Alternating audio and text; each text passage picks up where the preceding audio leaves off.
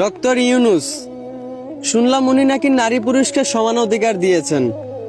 পুরুষ ডিভোর্স দিলেও কাবিনের টাকা দিতে হবে, নারী ডিভোর্স দিলেও কাবিনের টাকা দিতে হবে। এইটা দেখে আমার কাছে মনে হইতাছে আজকালকার দুনিয়ার মানুষের জ্ঞান আল্লাহর চেয়ে বেশি হয়ে গেছে। কারণ যেখানে আল্লাহ নিজের নারী পুরুষকে আলাদা অধিকার দিয়ে দুনিয়াতে পাঠাইছেন, সেইখানে তারা ওই আল্লাহর গোলাম হইয়া আল্লাহর আইনকে বদলাইয়া ফেলতেছে। আচ্ছা, একটা উদাহরণ দেই। সারা জীবন দেখে আসছি মানুষ গরু দিয়া জমিনে আল দিছে। এখন যদি কেউ আইসা বলে আজ থেকে গরু আর ছাগলকে সমান অধিকার দিতে হবে, গরু ছাগল কাঁধে কাঁধ মিলে চলতে হবে, তাহলে এই দেশে উন্নতি হবে।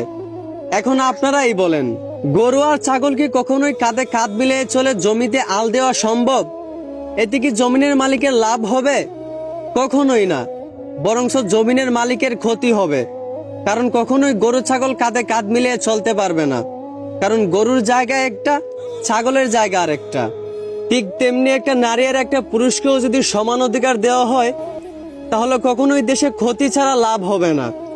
কারণ আল্লাহ জন্মগতভাবেই নারী আর পুরুষকে আলাদা আলাদা অধিকার দিয়ে দুনিয়াতে পাঠাইছেন। সেইখানে আপনারা বুঝদারি কইরা নারী পুরুষ সমান অধিকার দিতেছেন। এর মানে কি বুঝাইতে চাইতেছেন? আল্লাহর চেয়ে আপনাদের জ্ঞান বেশি?